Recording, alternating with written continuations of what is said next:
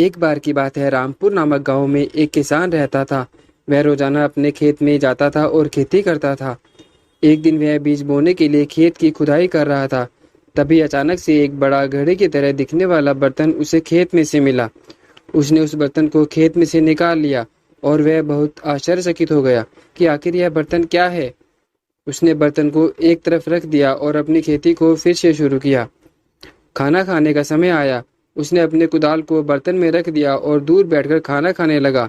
जब किसान ने अपना खाना खत्म किया तो उसने बड़े आश्चर्य से देखा कि उस बर्तन में और आसपास लगभग 100 कुदाल हैं।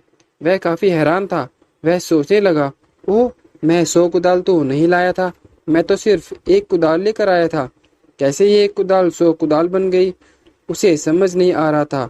तो उसने सोचा कि इस बर्तन के साथ जरूर कुछ करना चाहिए। इसलिए उसने उस 100 कुदाल को ले लिया तथा पास में से एक पत्थर उठा लिया और उस पत्थर को उस बर्तन में रख दिया। थोड़ी देर बाद जब उसने बर्तन के अंदर देखा तो उस एक पत्थर के बजाय बर्तन में 100 पत्थर थे। तभी उसे एहसास हुआ, अरे ये तो जादुई बर्तन है। तो वह बर्तन को घर ले गया। उसने बर्तन का उपयोग उसकी जरूरतों को पूरा करने के लिए किया। जैसे कि जब भी उसे कोई कपड़ा चाहिए होता तो वह कपड़े का एक टुकड़ा बर्तन में डाल देता और वह उसके लिए एक पर्याप्त कपड़ा बन जाता। जब भी उसे भूख लगती थी वह उस बर्तन में एक फल डालता और उसे उस बर्तन से 100 फल मिल जाते। इस तरह धीरे धीरे वह अमीर बनने लगा। लेकिन वह किसान बहुत ईमानदार था। उसने कभी बर्तन का जादू अपने लालच को संतुष्ट करने के लिए नहीं किया, क्योंकि वह लालची किसान नहीं था। हालांकि उसके एक पड़ोसी ने गौर किया कि यह किसान रोज अमीर और अमीर होता जा रहा है। इसलिए उसने किसान की समृद्धि का रहस्य जानने की कोशिश की। तो एक दिन उसका पड़ोसी किसान की खिड़की के बाहर खड़ा था।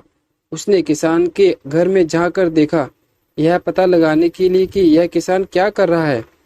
उस समय किसान दूध का एक चम्मच बर्तन में रख रहा था और उसने बर्तन में से 1 लीटर दूध निकाला। पड़ोसी कहने लगा, अब मुझे समझ आया कि इस किसान के पास तो जादुई घड़ा है जो इसे सारी समृद्धि दे रहा है। तो उसने बर्तन को चुराने का फैसला किया। उसी रात पड़ोसी ने वह बर्तन चुरा लिया और उसे अपने घर ले गया।